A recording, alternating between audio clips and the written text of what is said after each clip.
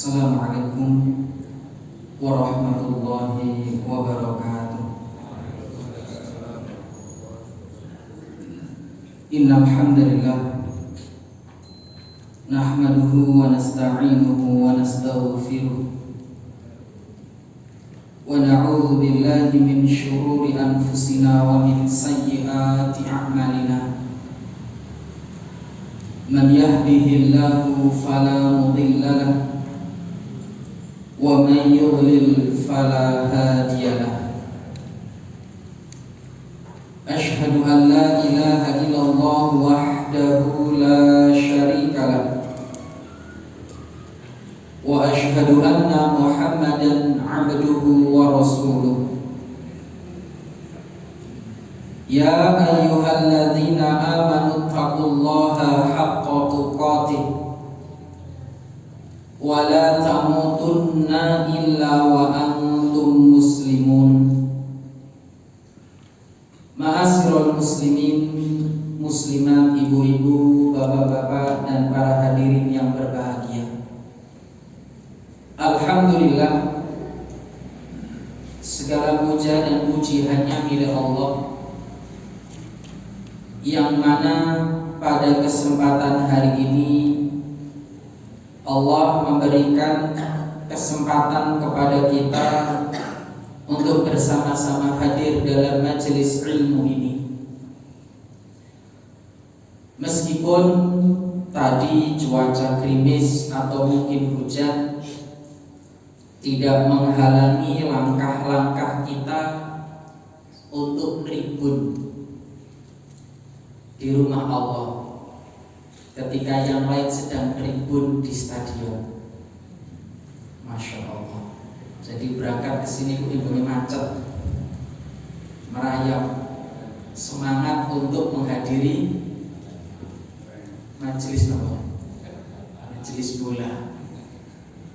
Seandainya semangat penuntut ilmu koyok ngono, insya Allah masjid ke sing sedeng kebek kabeh.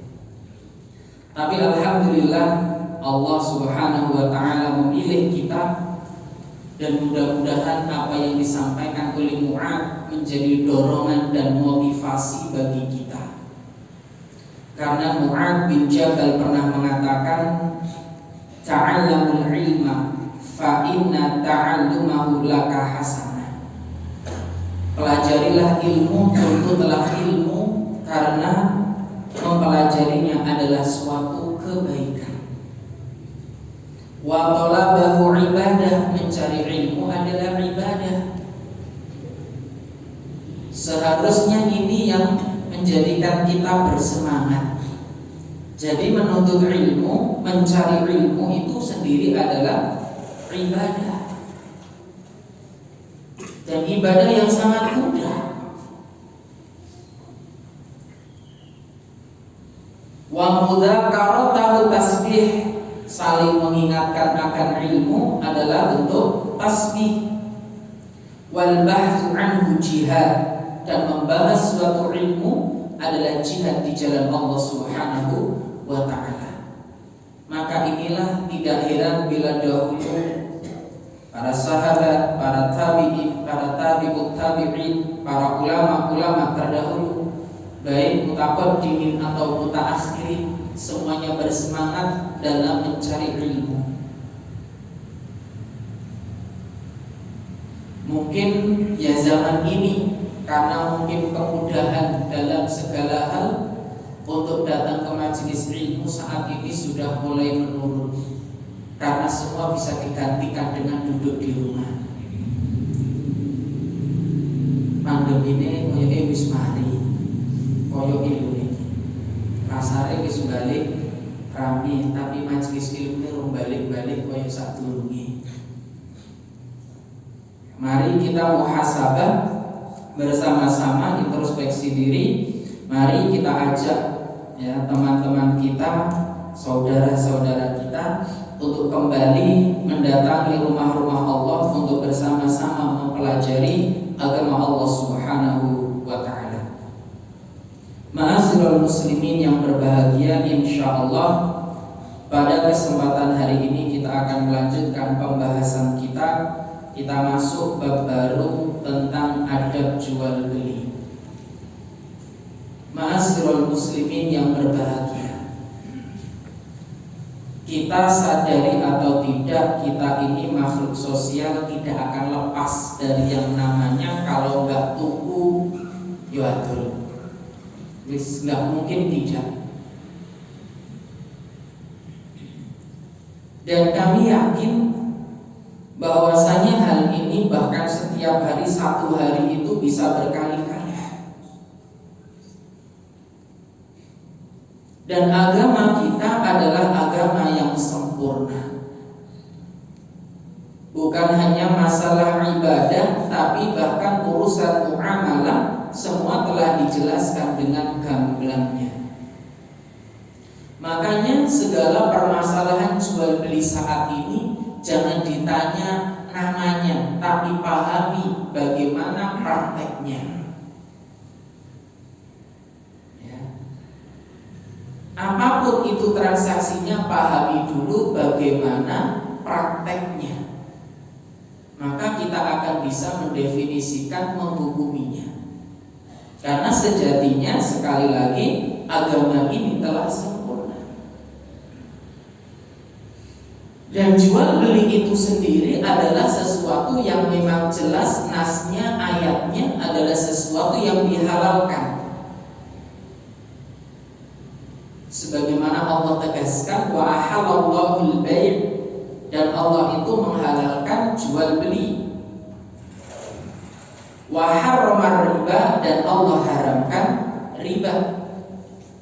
Disebutkan pula dalam surat Al-Baqarah ayat 198, laisa 'alaikum junahun an tabtaghu fadlan min rabbikum. Surat apa tadi? Al-Baqarah ayat 198. Tidak ada dosa bagimu mencari karunia rizki dari hasil perniagaan dari Rabb. Sekali lagi bahwasanya nasnya jelas, ayatnya jelas. Bahwasanya transaksi jual beli itu adalah sesuatu yang dihalalkan. Termasuk hadis baginda Rasulullah sallallahu alaihi wasallam, al-bay'ani bil khiyari ma lam yatafarraq, ya, ma lam yatafarraqa fa in sadaqa wa bayyana burika lahuma fi bai'ihima. Orang yang bertransaksi jual beli masing-masing memiliki hak khiyar, memilih melanjutkan atau membatalkan selama keduanya belum berpisah. Inilah ayat-ayat dan hadis-hadis yang masih banyak yang mungkin tidak kita sebutkan satu persatu, menunjukkan akan halalnya suatu transaksi jual beli. Secara umum demikian. Dan tadi disebutkan wa harrama riba, Allah itu mengharamkan yang namanya riba, dan ini saat ini sudah mendarah daging, termasuk bentuk-bentuknya, macam-macamnya. Na'udzubillah, sangat banyak. Salah satu dosa yang terang-terangan dan diiklankan ya ini. Ya, salah satu bentuk dosa yang terang-terangan dan diiklankan ya riba ini. Kalau yang lain masih sembunyi-sembunyi, Pak. Meskipun nanti seperti judi sekarang sudah mulai merambah iklan, terus betul. Tapi kalau riba, masya Allah, gak ning TV, gak ning internet, gak ning Facebook, wis sembarang kalir, semua mengiklankan. Na'udzubillah. Padahal ayatnya jelas, wa harrama riba, Allah itu mengharamkan yang namanya riba. Tapi hal ini masih banyak terjadi, tidak hanya di kota tapi juga di desa. Salah satu bentuknya yaitu dalam bentuk jual beli yang sifatnya adalah apa? Kredit ya pemirsa. Baik itu ada juga yang sekarang pinjaman jaminan. Kalau istilahnya orang-orang itu kamu nggak mau sekolah nih, gitu. Pahamnya? Di sekolah ini berapa tahun Pak? 2 tahun, tapi orang lulus. Ini banyak terjadi. Bahkan lebih ekstrimnya lagi, mungkin bapak-bapak yang di kota yang pegawai negeri anti pensiun itu wis ditekani. Kok yo ngerti wae di sing anti pensiun nanti semua. Lagi oleh SK yo wis ana WA masuk. Ya. Dan ini banyak terjadi, bukan rahasia umum. Dan ternyata banyak yang melakukan transaksi dengan jenis riba ini, padahal ayatnya jelas. Tidak hanya dalam satu ayat, banyak. Tidak hanya dalam satu hadis, banyak. Termasuk disebutkan yamhaqullahu riba wa yurbis shadaqat. Allah akan memusnahkan riba. Jelas loh Pak. Tapi kenapa masih banyak orang yang melakukan transaksi model-model demikian? Disinilah tugas kita bareng-bareng, kita yang ngerti hendaknya saling mengingatkan. Sayangnya semangat kita mengingatkan perkara ini itu tidak sesemangat mereka yang menawarkan dengan transaksi ini. Semangat kita mengingatkan bahaya riba masih kalah semangat dengan mereka yang menawarkan riba. Kita mengingatkan perkara riba berapa kali Pak? Oh ini di surah orang ngiling-ngiling. Kita itu modelnya untuk mengingatkan sesuatu musiman. Ya musiman. Padahal di sekeliling kita begitu banyak. Entah itu kesyirikan atau perkara-perkara yang lainnya, termasuk perkara riba yang berkeliaran di sekeliling kita. Termasuk tadi kalau di desa itu membeli barang dengan sistem apa? Kredit. Alasannya lah nek gak ngono kan ra iso duwe barang Ustaz. Gak ngono gak iso duwe barang nih.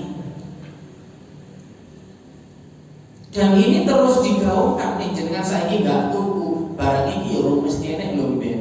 Gak apa-apa murah kok. Musakulan gur. Nah ini.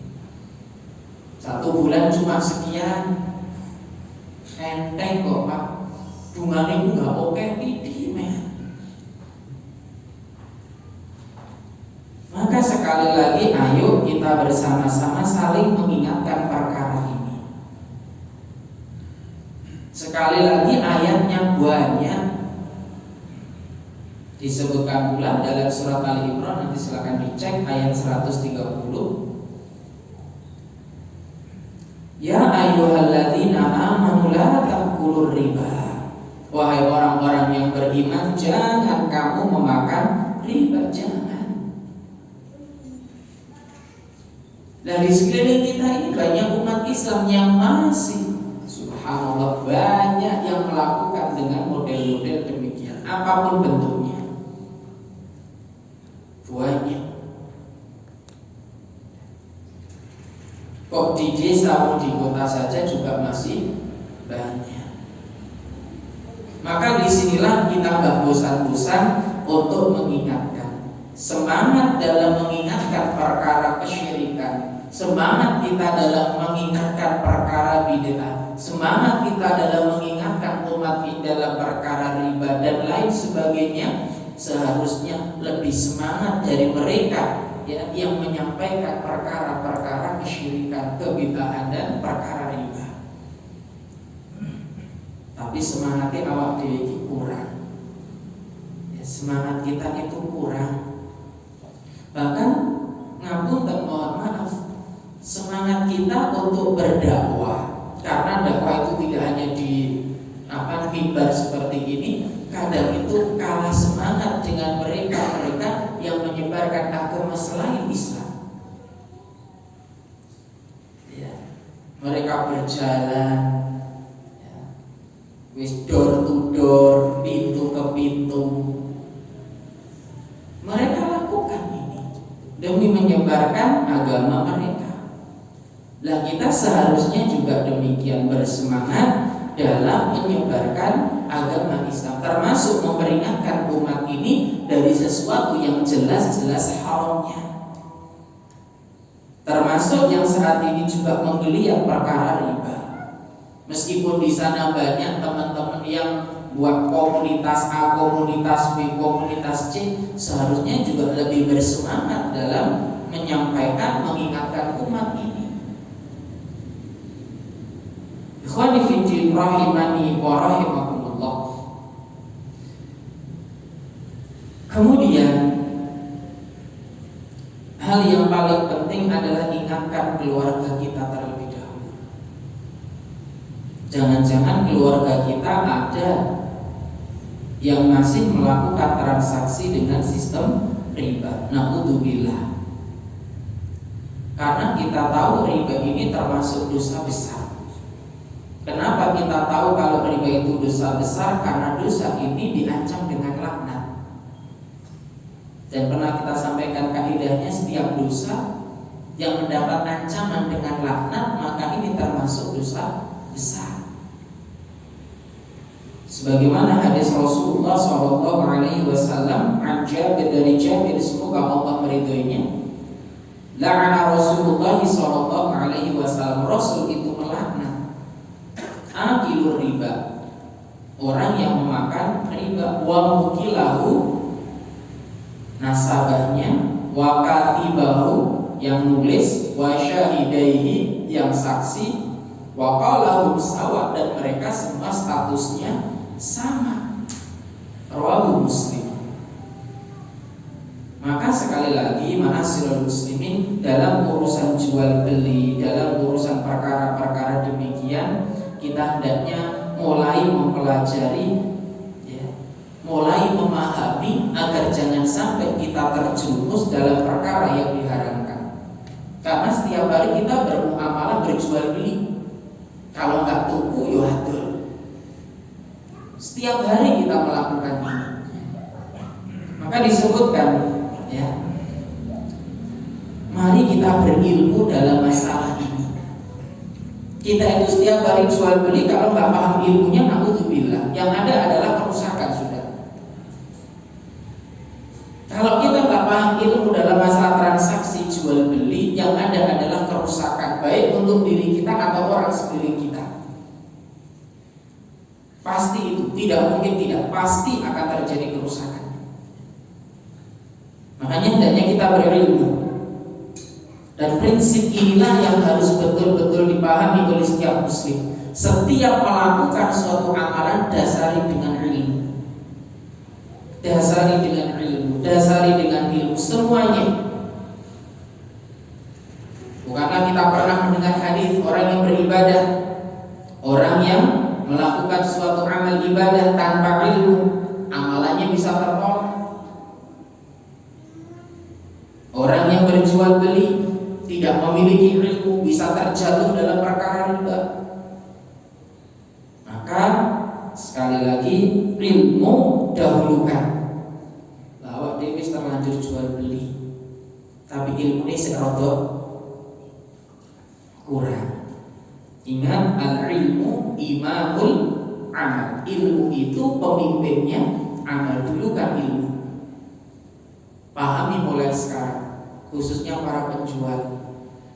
Saya teringat kalau di desa itu ngiling kita nggak apa ya, pelan-pelan lah namanya orang desa. Pak, ngapunten, sajian bensin iki Ustaz. Sak botol niki pinten Pak? Oh, 1 liter sak. Tenan wis diliteri. Mending sak botol mawon, nek jenengan dereng ngeliteri. Kalau di desa kan dulu masih pakai botol, mungkin sekarang sudah ada Pertamini.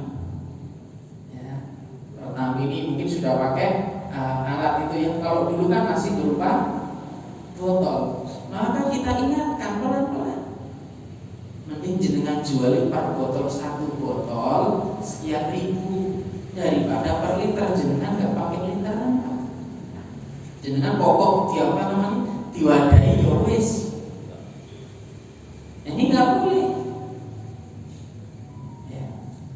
Hal semacam ini kalau kita tidak pahamkan kepada orang awam yang nggak ngerti. Ya, karena mereka itu dulu di majelis ilmu yang kita maling maghrib ngantos isuk sampai sore ning Tegalan. Ya, termasuk sering kita ingatkan juga kadang-kadang ngapunten Pak nek satya niku nek ngadahi ngertos terong nggih. Kalau di sekarang kan di kilo nih. Kalau dulu kan enggak, pokoknya sak wadah sak karung itu sak ini. Iku kan kadang-kadang sing iso cowuli cilik sing dhuwur gede. Enggak apa Ustaz gini kita ingatkan pelan-pelan. Kalau kita yang belajar nggak mau mengingatkan, terus siapa lagi? Makanya disinilah pentingnya ilmu, karena mereka juga belum paham. Dan kita seharusnya ya ini, kita yang melakukan transaksi jual beli hendaknya memiliki ilmu. Umar bin Khattab pernah mengatakan, la yatajir fi suqina illa man faqiha akla riba. Janganlah seorang itu berdagang di pasar kami sampai dia paham betul mengenai seluk-beluk riba. Loh nanti sekarang lo gak ngerti perkara riba, hanya ngerti namanya, tidak ngerti hakikatnya. Seperti apa riba itu mereka gak paham, hanya ngerti oh riba ini wis diganti bunga wis beda jeneng. Saya setuju. Ini wis diganti jenenge wis. Karena yang mereka tuh pakai riba, ganti nama, ya sudah. Makanya tadi di awal kita katakan jangan terpaku pada namanya, tapi lihat bagaimana prakteknya. Ini hal yang paling penting dalam urusan apapun. Masalah-masalah kontemporer, fokuslah pada bagaimana prakteknya. Nama boleh beda, nama boleh macam-macam, tapi perhatikan bagaimana prakteknya di lapangan. Ya, bagaimana prakteknya di lapangan. Karena saat ini, zaman ini, sesuatu yang buruk itu diganti nama menjadi lebih indah. Ya, sesuatu yang buruk diganti nama, label, sehingga yang buruk kelihatan lebih baik. Semuanya, segala aspek yang buruk-buruk sudah diganti labelnya biar tidak terlalu kelihatan buruk. Bahkan naudzubillah ya, prostitusi dan lain sebagainya, nah itu kan ya buruk, tapi ini harus diganti jeneng ya kita rada apik jenengi. Maka inilah yang harus benar-benar kita pahami saat ini. Kita berada di tahun yang benar-benar wis sing buruk-buruk iku bahkan wis dilakoni terang-terangan, dan ada yang membela terang-terangan. Riba ono sing bela terang-terangan, kok riba? Mohon maaf, prostitusi wae ono sing bela terang-terangan. Terus boten. Terang-terangan dibela. Alasannya lah dia skillnya di sana ya. Skillnya, kemampuannya bekerja di situ. Loh, lah ini kira sembarang kali tadi. Kenapa orang itu nyuri skill ini kono ya? Ini yang terjadi saat ini. Kita hidup di zaman yang seperti ini. Maka sekali lagi umat Islam hendaknya paham benar-benar perkara ini. Ali bin Abi Thalib juga pernah mengatakan, man tajara qabla an yatafaqqah irtaqama fir riba tsumma irtaqama. Siapa yang berdagang namun belum memahami ilmu agama dalam masalah ini, maka dia pasti akan terjerumus dalam riba, kemudian dia akan terjerumus ke dalamnya dan terus terjerumus. Maka seorang muslim itu dalam jual beli tidak hanya konsep untung saja yang didapat. Ya. Seorang muslim itu tidak hanya konsepnya pokok badi, tidak, tapi memperhatikan rambu-rambu, adab dan lain sebagainya. Maka di antara adab yang harus kita pahami, yang pertama disebutkan dalam kitab tersebut, ini tidak boleh menjual barang haram. Masih untungnya oke. Saya pernah mulai seorang murid, orang tuanya jualan diding, atas diding. Loh, nyapa kok saya dodolan, lah sing laris niku lho Pak. Lah sing laris iku. Terus sing gurih-gurih piye? Ya ora tau jajal. Tapi kan juga karena permintaan. Nek gak ono sing tuku kan juga gak tidur. Karena penjual ketika gak paham agama sing dicari, lah iki sing paling menguntungkan dodolan iki. Padahal dalam agama kita, ketika kita beragama, jelas tidak boleh menjual barang yang haram. Kita lihat bareng-bareng bahwasanya Rasul bersabda, "Innallaha wa rasulahu harrama bai'al khamri wal maitati wal khinzir wal asnam." Allah dan Rasulnya mengharamkan jual beli khamr. Tapi kan ya enek. Kenapa? Menguntungkan. Soalnya Pak, roto-roto, ya roto-roto ya, Allah akhlak, roto-roto. Nek wis tuku iku mesti balik. Nah, nek wis tuku mesti balik. Orangnya akan kembali mengulang beli lagi. Karena ada faktor candu, pengen balik ini mana. Dan sangat menguntungkan. Termasuk bangkai, babi dan patung ini jelas-jelas diharamkan. Tapi sekali lagi, kenapa masih ada? Karena ketika seorang tidak paham batasan-batasan dalam agama, yang dicari pokoknya untung, badi. Dan Islam tidak mengajarkan kita demikian. Bukan banyaknya, tapi sisi berkahnya. Syukur-syukur ya oke, ya berkah. Tapi kalau disuruh milih, ya kita memilih yang berkah, meskipun untungnya tidak seberapa. Tapi bagi mereka yang tidak paham agama, nggak peduli, terjang semuanya. Makanya sekali lagi, kenapa jual beli khamr masih ada? Menguntungkan. Kenapa jual beli, mohon maaf ya, makanan-makanan yang haram juga masih ada? Menguntungkan. Padahal nas-nas dalam hadis sangat jelas. Dan setiap apapun yang haram diperjualbelikan, maka haram hasilnya. Dalam sebuah hadis yang diriwayatkan oleh Imam Abu Dawud, "Innallaha harramal khamra wa thamanaha wa harramal maitata wa thamanaha." Allah mengharamkan khamr dan hasil penjualannya. Harus diwanti-wanti. Kalau umat Islam mungkin nggak akanlah jualan seperti ini. Tetapi sesuatu yang di dalamnya terdapat penipuan dan lain sebagainya kadang masih ada. Sebagai pedagang muslim itu kadang-kadang serba repot Pak. Ya, sebagai pedagang muslim itu kadang-kadang serba repot. Mohon maaf. Yang pemain besar ngambil dari pabrik sak karung itu ya tulisannya 50 kilo, ya kadang nggak sampai kok Pak. Jenengan lo nimbang pulang nggak sampai, kok jenengan mentolak ini tetap 50 kilo.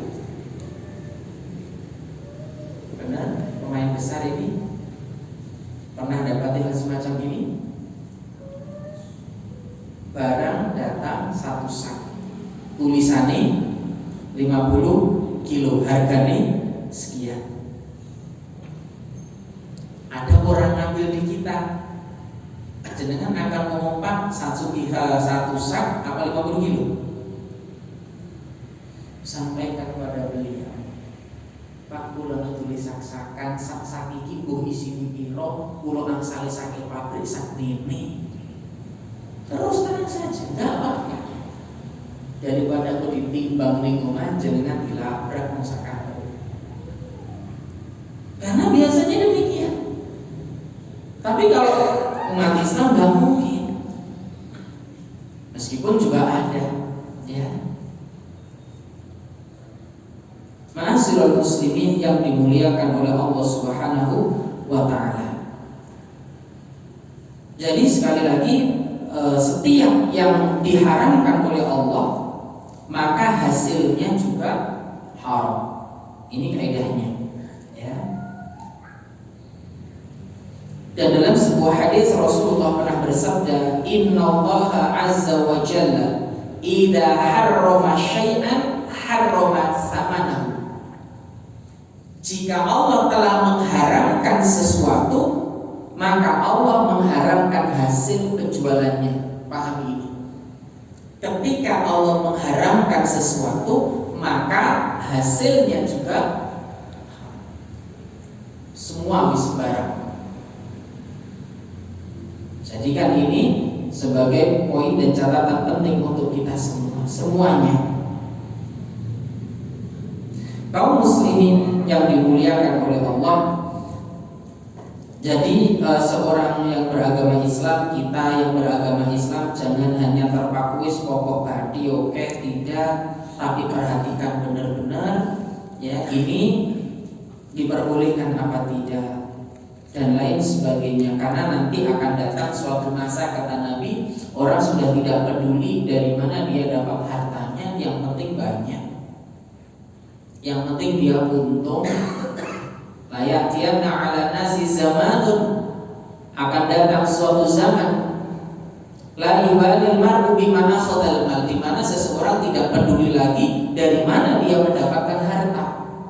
Amin halalin amin haram, apakah dari jalan yang halal atau dari jalan yang haram, wis gak peduli lagi. Dan ini banyak kita saksikan saat ini. Wis gak peduli. Na'udzubillah summa na'udzubillah. Kemudian yang kedua, di antara adab dalam jual beli, tidak melakukan jual beli dengan sistem yang haram. Dan saat ini yang paling banyak itu seseorang menjual barang yang tidak dimiliki. Sekarang itu na'udzubillah luar biasa. Di dekat daerah kami itu ada kampung apa namanya, ya, di mana satu daerah itu semua dropshipper, entah itu yang yewis ngambil barang di foto di tempat lain, lapak lain langsung dijual dan lain sebagainya. Dan umat Islam sekarang juga banyak yang nggak paham akan hal ini, di mana dia menjual barang yang tidak dia miliki, menjamur di mana-mana. Padahal Rasul telah mengingatkan kita, la tabi' ma laisa indak. Jangan kamu menjual sesuatu yang tidak ada padamu. Ini ora barani awak dhewe ya ora usah didol, kecuali ya dengan sistem sebagai apa? Agen atau reseller yang jelas, itu sebagai wakil dari si pemilik barang. Tapi yang nggak paham kan harus nggak peduli, Pak. Karena juga ini mungkin belum dipahami, mereka juga belum paham. Makanya sekali lagi dalam menyampaikan hal ini kita harus bersemangat, karena di sana masih banyak orang yang belum paham ini halal atau haram. Mereka nggak paham. Intinya bagi mereka, dosen penting aku lah gak nipu. Padahal ada aturan ini, gitu. Gunakan media sosial kita untuk terus berdakwah. Ono sing like apa sing ora apa. Dakwah itu bukan masalah banyaknya viewer atau like atau apa lagi namanya. Enggak. Ya, siapa tahu dengan satu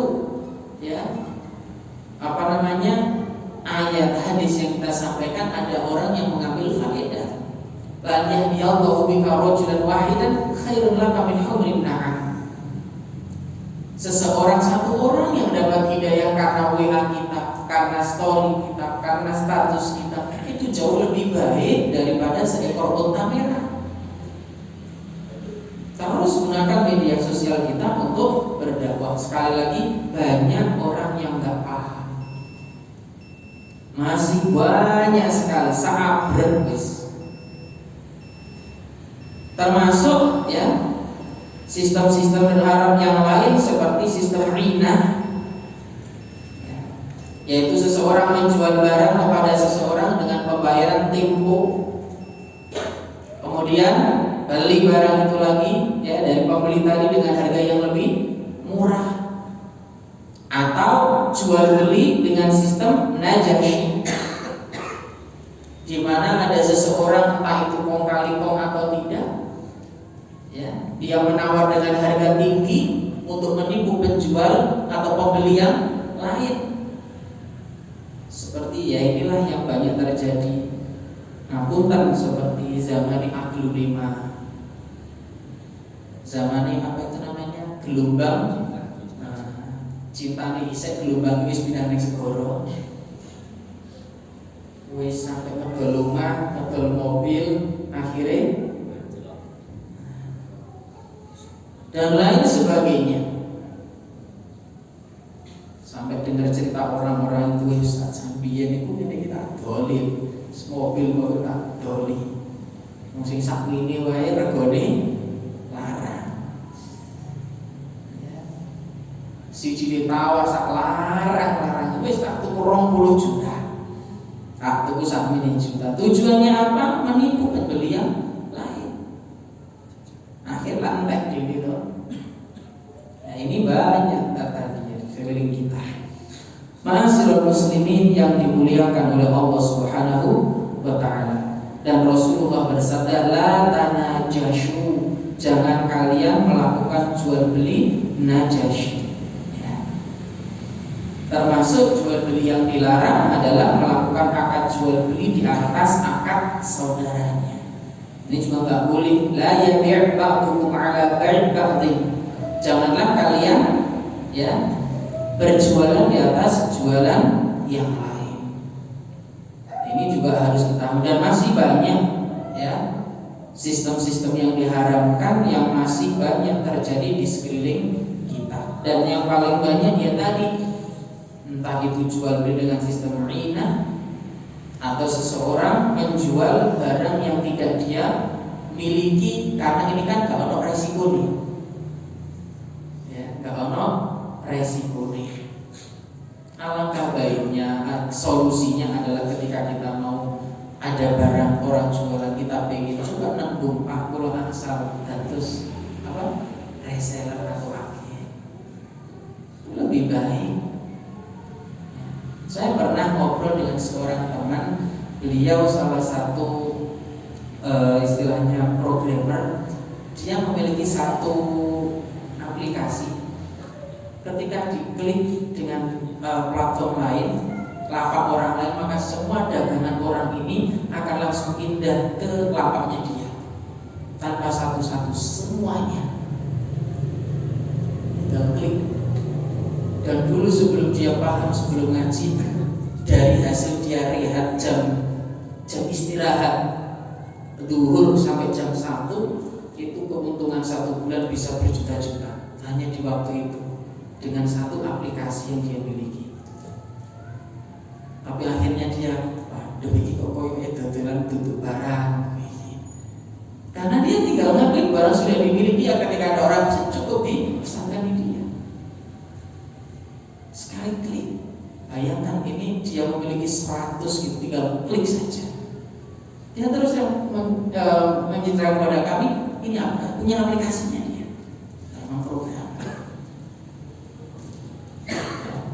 dan dia bisa meng-up harga sesukanya, senang-senangnya, padahal dia nggak beli barang sedikit pun nggak ada. Sampai akhirnya dia paham, oh gitu, akhirnya ditinggalkan. Padahal menguntungkan Pak, sangat menguntungkan. Bayangkan di jam rehatnya dia kerja saja bisa berjuta-juta yang dia dapatkan hanya di jam rehat. Ya, jadi inilah, jadi seorang muslim itu dalam berjual beli yang dikedepankan bukan hanya untung yang banyak, tetapi adalah sisi berkah. Makanya harus paham ilmunya sehingga jangan sampai menerjang batasan-batasan yang sudah ditetapkan. Jangan sampai menerjang, sekali lagi. Makanya al-ilmu qabla al-qawli wal amali. Hendaknya seorang itu berilmu sebelum dia berkata, sebelum dia beramal. Sebelum transaksi jual beli, pahami ilmunya seluk-beluknya. Terus belajar dan terus gali kemampuan kita. Belajar tidak ada habisnya. Dan kayaknya di kota ada kajian khusus masalah jual beli ini ya, Masya Allah. Nah, ini kesempatan bagi antum semuanya, termasuk bisa ikuti Ustadz Elwandi juga kayaknya full ada kajian online-nya, ada kelas-kelasnya, terus bisa diikuti. Tujuannya apa? Agar dalam berjual beli kita paham rambu-rambunya, jangan sampai kita menerjang batasan-batasannya. Karena masalah jual beli, satu, kita bermuamalah dengan seseorang, jangan sampai kita mendolimi. Dua, kita akan memasukkan sesuatu ke dalam perut kita dan kepada keluarga kita. Jangan sampai ada sesuatu yang haram yang masuk ke dalam perut kita. Jangan sampai ada sesuatu yang haram yang masuk ke dalam perut anak-anak kita dan keluarga kita. Tidaklah sebuah jasad yang tumbuh dari barang yang haram, fannaru aula biha, maka neraka tempat yang cocok dan tepat bagi jasad tersebut. Na'udzubillah summa na'udzubillah. Insyaallah kita akan lanjutkan pada pertemuan yang akan datang. Mudah-mudahan yang singkat ini bermanfaat dan menjadi pengingat bagi diri kami pribadi dan jamaah sekalian, mengingat setiap hari kita bertransaksi jual beli. Mudah-mudahan ya, jual beli kita juga diberkahi oleh Allah Subhanahu wa taala. Amin ya rabbal alamin. Kita tutup doa kafaratul majlis. Subhanallahumma wa bihamdika, asyhadu an la ilaha illa anta, astaghfiruka wa atubu ilaik. Walhamdulillahi rabbil alamin. Assalamualaikum warahmatullahi wabarakatuh.